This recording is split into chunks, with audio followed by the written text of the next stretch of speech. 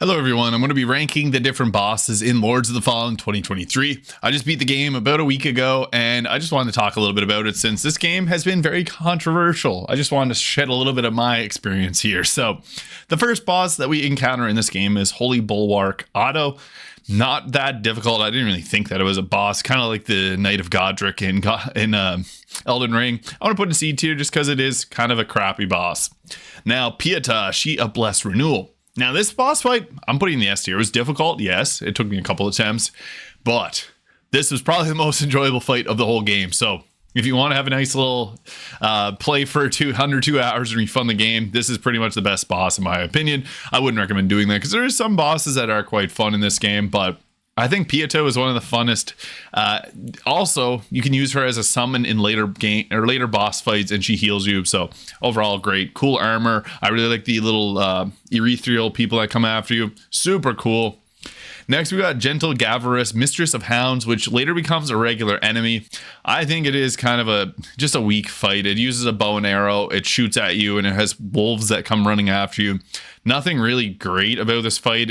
You have to deal with the wolves, attack her, dodge the arrows. It's nothing difficult. She's really overall quite easy, but yeah, one of the first bosses we encountered, and it later becomes a regular enemy. It's kind of annoying.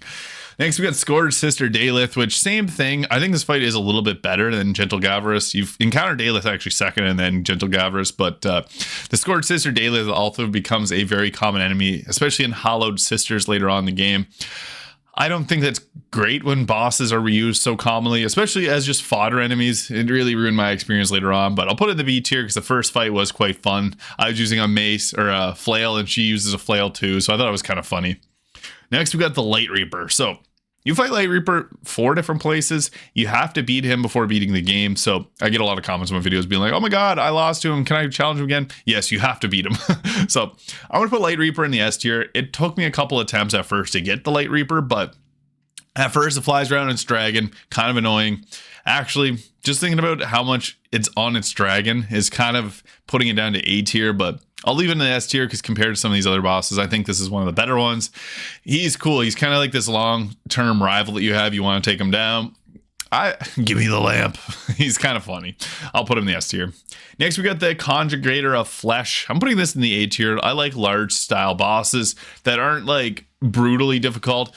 There's nothing worse than a large boss that's like extremely difficult to kill because sometimes the large bosses, speaking of Spurned Progeny, are really brutal. Stay tuned for the Spurned Progeny. I got a lot of thoughts about him, but the Conjugator of Flesh wasn't too difficult. I thought it was kind of a fun boss. I only took 2 attempts, I think, to beat him, so it wasn't that difficult. Next, we got the King Ranger, Guardian Forlard. I think that this boss was okay. Like, it's a little bit better than Gentle Gavarus. Kind of same concept, and he also becomes a common enemy later on. He uses the wolves similar to the Mistress of the Hounds. I think to a better usage, maybe. The wolves were annoying because they had the metal masks in this fight, Gentle Gavarus. During King Ranger, they're just kind of fodder. You can chop them down, no problem. So that alone makes him a whole tier better. And just the ice damage is cool. I like the arena that you fight him in has a lot of water, and you can switch to Umbral and not have to deal with it. I think it was a pretty fun fight compared to some of the others here. Mendacious Visage, it's an okay fight. I don't really have much memory of these. They pop up literally everywhere later on too. So meh. Maybe even C tier. The Hushed Saint. Very difficult fight because he runs around his horse a lot. I hear a lot of people complain about this guy, but I think it was pretty fun. You can kind of cheese him by going into the Umbral, or you basically will have to go to the Umbral if he kills you, and then you can attack the little Umbral parasites, and they'll explode and stagger him, making this fight a lot easier. And you can also summon Pieta, who will do an area of effect heal. So if you're struggling with the Hushed Saint, bring Pieta. She makes it a lot better. Next, we got Crimson Rector Percival. Meh. It was an okay fight. Nothing really stand out. He uses holy damage. He's cool. He uses a 2-handed sword. Nothing really big about him. You fight him and you just move on. Next, we had the Ruiner. You see a lot of Ruiners in the game. Also going to put them in B tier. Nothing fantastic about them. You fight them, you move on. They don't have a whole lot of health. You're probably going to beat them the first time you encounter it. You had to fight one on a bridge, which was pretty fun, but then after that, they just become fodder enemies, and that's kind of annoying. I have a lot of annoyance with Lords of the Fallen reusing bosses so frequently. It was very frustrating, but the Ruiner gets used a lot. Same with the Infernal Enchantress. I think that this is maybe C tier. It was cool the first time I fought it. I was like, wow, this is actually a really fun boss fight. And then they became a common enemy in that exact same area. That bothered me because I was like, what's the point of this? Like, they could have made like a weaker version of these. They were weaker than the boss fight, but just, I don't know. Exact same model, exact same attacks. It was annoying. Next, we got the Spurned Progeny. This was one of the bosses that felt amazing to beat, but it took me like 4 hours. Reason being, for some reason, I think they patched him, but he had a one-hit kill. So his like my build was mostly swords, and once you get him down to 1/3 health down, he goes into a mode where you basically have to just you fight him up around the upper ring, and then you have to throw a lot of weapons at him or shoot him with your bow often. His attempts for me took 12-14 minutes just because his health was so high. And then he would just do this one slam and completely kill me. And then I go into Umbral, and then he would like do another attack and I'd be done. It frustrated me to no end, this boss. It took me like 4 hours. This is the only wall that I really had in Lords of the Fallen, but it just didn't feel fair. Like, imagine fighting a boss for 15 minutes and then getting one-shotted by it. Brutal. Not to mention you could fall into the lava and just instantly die easily too. It just was not a fun or well-built fight. I think they patched it. I did beat him on like the second day of this game being out. I'm putting him in the F tier. I just hated this fight.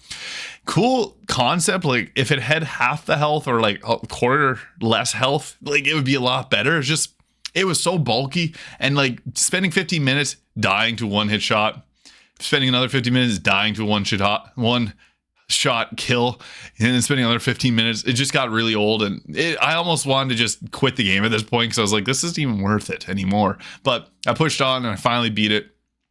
What a challenge, and not a fun challenge. It just felt like artificial difficulty. Giving this thing one hit kills when it like one mess up can mean that you lose 15 minutes of progress. Frustrating. I get that Souls games are meant to be difficult, but there's something where it's difficult versus artificial difficulty. This definitely one hit shot kills should not exist, especially when it's a boss that takes so long to fight. That's my rant. Sorry for it. Next, we have the Skin Stealer. This is pretty much like the Light Reaper Junior. I'll put them in the C tier because they're kind of like the Ruiner. They show you fight him one time, you're going to beat him the first time you see him because he's not hard, and then you see them multiple times again and again and again. Annoying. The Sacred Resonance of Tennessee. I'm putting him Tenacity. I'm putting him in the A tier because I like the bell dong dong dong attack that he does. It makes like a wave and it'll kill other enemies. He was the only boss I didn't mind seeing multiple times because I also ran with the bell head and I thought it was funny, but the rest of them just annoying. Griefbound Rowena. Okay fight. It was in the ice area. I'll probably put it like around there. It didn't take me long. It was first attempt and beat it. Throwing items made it a little bit easier, but it just summons a lot of enemies, and that's what makes it challenging, I guess. Next, we got the Hollow Crow. I'm putting this in the S tier, and this is a weird one, but I thought that this fight was a lot of fun. You don't actually fight the crow, but the crow is there watching in his nest. You fight this little spirit that floats around, and then you finally get one hit in on the crow once it's all done and over with. This was such a challenging boss fight. I have a really good boss fight video of it. You should go watch it if you're interested, because I ran around with a tiny sliver of health for like the last 2 minutes, and it was so exhilarating. I might just be a little bit biased because I had a really fun time with this, but I thought that this boss was one of the more well-designed ones. I fought it, I guess, on my first attempt. I think I beat it, but it was like a grinder of a fight. I thought this was really well done. So yeah, S tier. It's also one of the beacon fights you had to do, so one of the major bosses of the game, and it doesn't appear again, so that's always nice. Bringer Stillness, Nullity, and Silence. Boring. We see these Reapers everywhere in the game. These are just basically a buffed up version of a normal enemy. Kind of annoying. I might put it's not as bad as Spurned Progeny. Next, we got the Harrow Dervla, the Unbroken Promise. This one's kind of unmemorable. I didn't record this fight. I'll put it in the B tier. I don't think it was anything that fun. Like, I just don't remember the fight really that much. There's a lot of forgettable things in this game, so forgive me. I think it was a B tier. I just can't remember too much about the fight. Abiding Defenders, they were kind of fun. There's 2 of them. I fought this one on stream, and it was actually kind of fun because you have to take them both down to resurrect each other, and that's frustrating. So it added a cool little gimmick. I struggled at first. It took me like, I think, 4 attempts to beat them, but they went down. It was pretty fun. Blessed Carrion Knight Sanisho. Okay fight. Like, I'll put him in the B tier as well. He throws up poison everywhere. He's slow. He walks slowly. The annoying thing here, he becomes a common enemy right after you beat him. So hope you like seeing him. And then Tancred Reinhold de Emerald.